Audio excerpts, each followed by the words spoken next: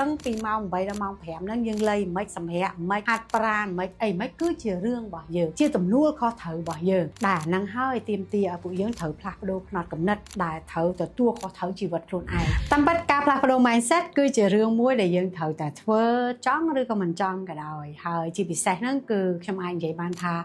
เปรเวลียมวยแต่ยังเถาแต่ปัดโดเฮ้ยจีเปรเวลียด่าสำคัญเฮ้ยคือจีเปรเวลียด่าทมสมัยผู้ยังแต่ดอง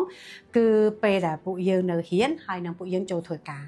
ปีปลัวเรื่องวิบเซงขณีเฮ้ยว่าสันจียังอัฟกาพลักโดไมเซ็ตเต้วิอาทัวมีพอปากปอดจีบัดหูเนื้อบ่เยอะเฮ้ยหนึ่งจีบิเซ็ตคือปากปอดแต่ดอลลัตพอการเงียระบอกผู้ยังแต่ดองจังแต่สลับต่างอักเนี่ยทัตตาเนื้อเปรแต่ยังเฮียนยังประดาวตะเลยไอ้ยังมีพลอตกำเนิดแบบนะ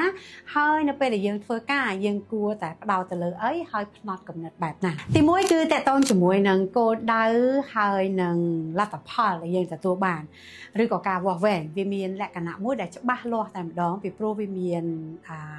ปริมาณวิเมียน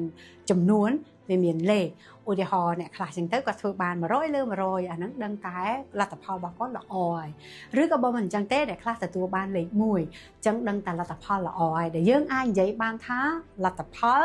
ระบบผู้ยังคือไอ้วอแหวนบานหายโกได้ระบบผู้ยังมีแหละกันนะมวยเด็กเงี้ยสัวเหมือนแต่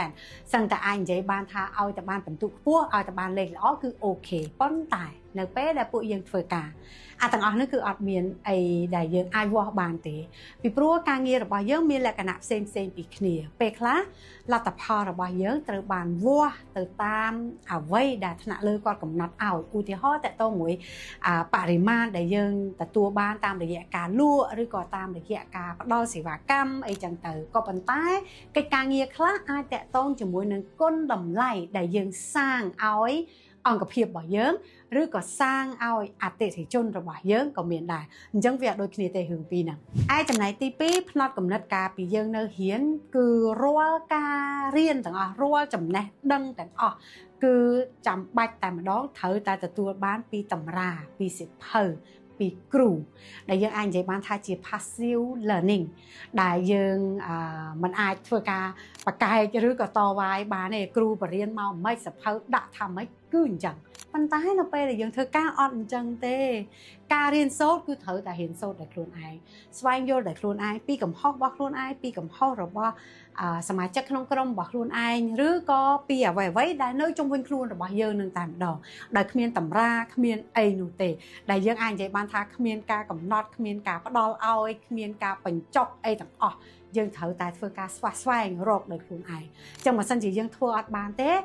ยังหนึ่งมีนเพียบหลงปะในขนมการធ្វើការងារទី3តែដល់មួយនឹងការដោះស្រាយបញ្ហាសម្រាប់ពេលដែលយើងនៅរៀនការដោះស្រាយបញ្ហាវាជារឿងមួយដែលអាចនិយាយបានថាបញ្ហាត្រូវបានដោះស្រាយជាមួយនឹងដំណោះស្រាយតែមួយហើយជាក់លាក់អាចនិយាយថាវាមានចម្លើយរបស់វាមានរបៀបរបស់វាតែម្ដងក៏ប៉ុន្តែនៅពេលដែលយើងធ្វើការគឺអត់មានទេវាស្ទើរតែអាចនិយាយបានថាបញ្ហាគ្មានដំណោះស្រាយណាមួយជាក់លាក់ទេហើយជួនកាលបញ្ហាតែមួយដូចគ្នាហ្នឹងក៏ដំណោះស្រាយមិនជាក់លាក់ដែរបត់បែនទៅតាមស្ថានភាពផ្សេងគ្នាអីចឹងទៅសូម្បីតែបញ្ហាដូចគ្នាអញ្ចឹងនៅពេលដែលយើងមានផ្នត់គំនិតដែលយើងផ្ដោតទៅលើតែពេលដែលយើងរៀនបែបហ្នឹងហើយនៅពេលដែលយើងធ្វើការយើងនៅតែធ្វើតាមអញ្ចឹងទៀតគឺយើងអាចពិបាកអញ្ចឹងត្រូវដឹងថាបញ្ហាការពីយើងនៅរៀនយើងមានរបៀបដោះស្រាយមួយជាក់លាក់តែបញ្ហានៅពេលដែលយើងធ្វើការអត់មានតែមួយហើយក៏អត់ជាក់លាក់ដែរវាមានច្រើនតាមរបៀបរបស់វាឯចំណែកទី4ដែលភាគច្រើនយើងធ្វើការបត់បែនរៀងអត់សូវតាន់ឬក៏បដូរផ្នត់កំណត់អត់សូវតាន់គឺតកតងជាមួយនឹងការតំណាក់តំណងគ្នាឬក៏ការសហការគ្នានៅកន្លែងធ្វើការគឺយើងត្រូវការរួបរวมគ្នាយើងត្រូវការធ្វើការជាមួយគ្នាឲ្យបានការមានសមត្ថភាពនៅក្នុងការធ្វើការងារជាក្រុមដើម្បីទទួលបាននូវលទ្ធផលរួមជាមួយគ្នាក៏ប៉ុន្តែការពីយើងនៅរៀនផ្នត់កំណត់វាអត់អញ្ចឹងទេយើងត្រូវការប្រកួតប្រជែងគ្នាដើម្បីដណ្ដើមជ័យលាភី